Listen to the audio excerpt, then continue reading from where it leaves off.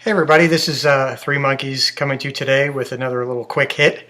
Today I feel like having a little fun inside at my house, so I'm going to put together this pedal board that I've been thinking about for a little while. It relates to a particular artist, and I'm sure that you can figure out who that might be just by looking at it. But we're here basically to give you some ideas, maybe give you some ideas what to do, maybe some ideas what not to do when putting together your pedal board, and it's a lot of fun figuring out where everything goes. It's a great way to spend a day. So today we're going to be focused on the positioning of the pedals first, and this will probably be a couple of videos put together when it's all said and done related to the different stages of pedal board building. So first we're starting off with a simple board that I built in my garage here. Nothing very fancy at all. It's made from some plywood from the depot that I used some lacquer, some red lacquer to give it a little bit of color. And I like the color red, so we went with that. And the first thing I like to do is lay out where I want my pedals to go. So in this case, we're trying to nest them. We're trying to conserve space. There's a lot of pedals on this board and not really a whole lot of room.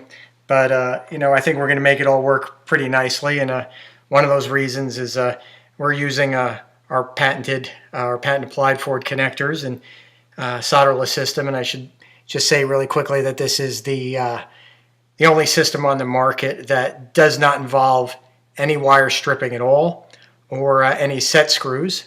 I can show you really quickly how you make one of these pedals, or one of these rather cables. You're basically going to use a simple box cutter. You're going to cut your end off nice and neat with your box cutter.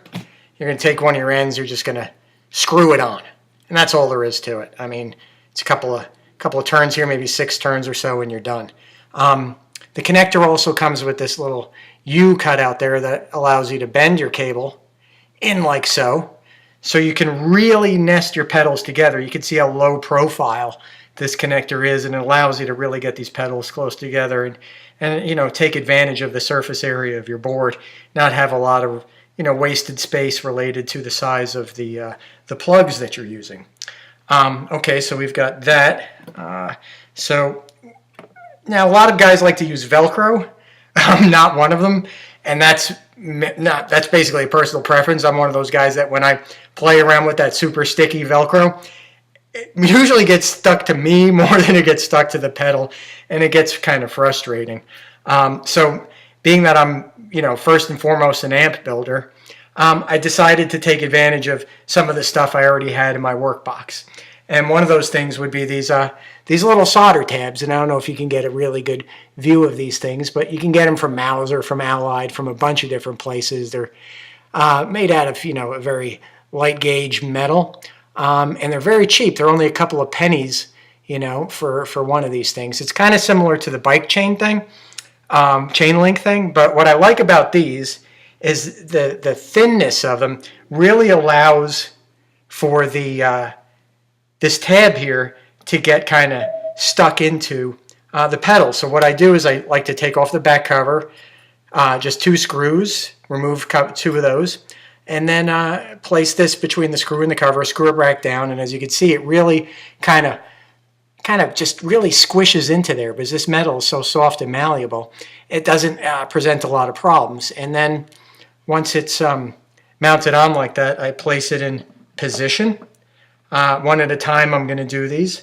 And I take this little tool here that I got from StewMac. It's a scribe. I've been referring to it as the pokey tool for about 25 years now. That's probably how long I've had it. And what I do with the pokey tool is I kind of go in there and mark the position of the opening in the solder tab, remove the pedal, take my drill, load it with a little 16th inch bit, give it a pilot hole, take yourself a number 4 screw, like a flat kind of pan head, Phillips head, wood screw, put a little wax on it so it goes in easy, and just screw it into position.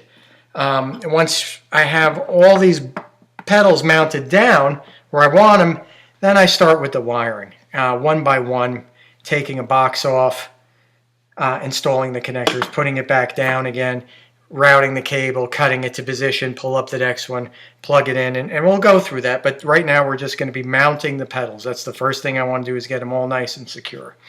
I should also say this is really not a pedal yet. I'm going to be working on this today too, making it a 5 loop box, a passive loop box. That's to get different combinations of pedals put together for different eras of sound. This here is also a loop box that I built for myself. That's very job specific. It involves momentary switches and then latching switches, and that allows me to quickly bring a pedal in and out without having to do a double click. If I want the flanger just to come on for a quick all I got to do is step on this and it's activated. When I release, it's gone. It also has a little buffer in it to keep things nice and quiet. So I'm going to go ahead and sign off now and get to mounting all my little solder tabs on these boxes and screwing them all down. And the next time you see me, this will all be mounted down. And this might even be done. Who knows? So thanks for watching. Maybe you got a couple ideas out of this. You probably knew most of these already, but it's helpful for those of us who haven't had a lot of experience with building pedal boards. So thanks for watching, and we'll see you next time.